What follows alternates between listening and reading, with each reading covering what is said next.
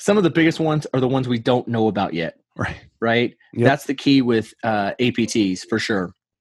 But, if you look at some of the big ones right now, if you look at the story that was published on Motherboard just recently and all over the place, was the supply chain attack against ASUS, their live update software.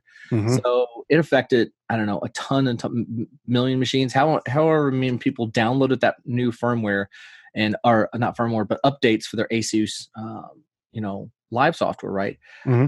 That's crazy. The supply chain is the holy grail. Because if I can get that, you're going to trust everything walking through your door. If you look at, and you can definitely Google this stuff, look up Lenovo hard-coded password for their fingerprint reader. Are you kidding me? So I don't even need a fingerprint. I could just type in a hard-coded password. That's crazy.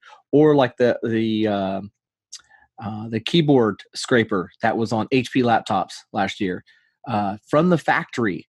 I always ask when I give speeches and stuff about security, I said, okay, how many people have HPs or whatever, not to pick on them. I mean, it could apply to anybody, but how many are actually re-imaging their machine clean when they get it? And you get maybe 20%, maybe 15% of the crowd that says, oh yeah, I'm doing that. The rest of them go, no, I just take whatever's coming at me. Yeah. Those are big. Some of the other big ones, I guess, mainly the financial. If my specialty is financial and insurance, I would say around like Lazarus and Fin7/Carbonok, however, whichever name you want to give them this week. And it's really about, they're going after the money. They're going after SWIFT transfers. Yep. They're going after ATM fraud, creating accounts, depleting those accounts. That's really big. If you look at what the Carbonite gang did, they stole close to $1 billion, and they were very persistent. They stayed in these networks for a long time, and stealing money multiple ways. That's for sure. If you go back to like 2016, 2017, we've got like the shadow brokers, we've got Vault 7, Vault 8 leaks, that kind of stuff. Nation state tools. Now, if you look at WannaCry, let's take a famous one like WannaCry. Sure. That actually used 3 pieces of the nation state tools that were released. So, and it affected like 200,000 machines in like a 24-hour period or something. It was crazy all over the world. That stuff's getting out there. So if these nation state tools, and if someone could just go download them, which people are, they're using them against us, right? Mm-hmm.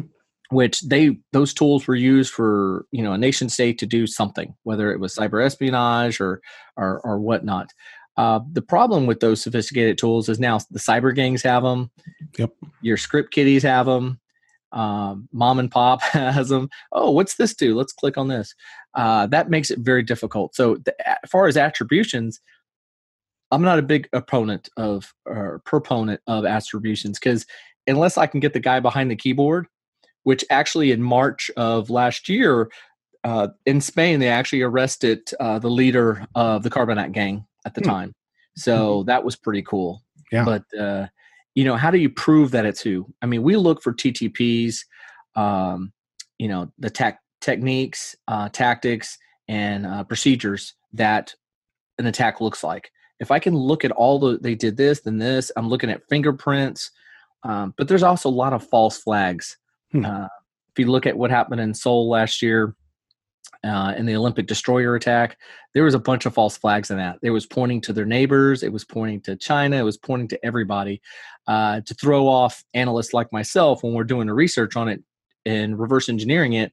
They want to go down a rabbit hole. And you've got to be very, very vigilant on not raising up that, some companies will just go, oh, yep, it's Iran or it's Iraq or it's whoever, it's North Korea. But how do you know? Right. How do you really know? When you look at, the country itself with North Korea, it's very, very small internet footprint, but that's not where their cyber gangs are hanging out. They're living in Singapore. They're living in Hong Kong. They're living someplace else. They're using VPNs. They're doing all kinds of stuff. So that's why it's very hard to identify these cyber gangs for sure.